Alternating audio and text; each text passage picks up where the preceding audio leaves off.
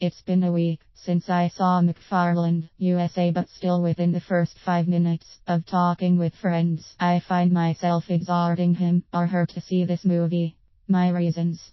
The story deftly insinuates the willing viewer into the life of a football coach, played by Kevin Costner, whose career is circling around the drain.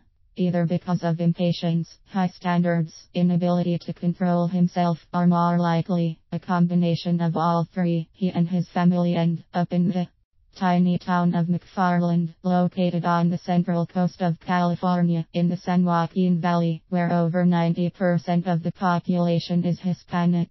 We are given a pithy prelude when the exhausted family of four arrives in McFarland, and the younger of the two daughters asks, as she looks around at the obvious poverty, the ramshackle housing, and all Spanish signs, to ask, "Dad, are we in Mexico?"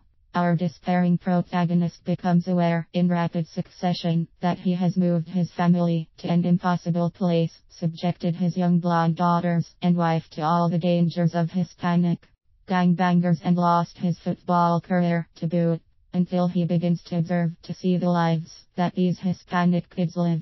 The rare, heretofore hidden gifts and skills they possess.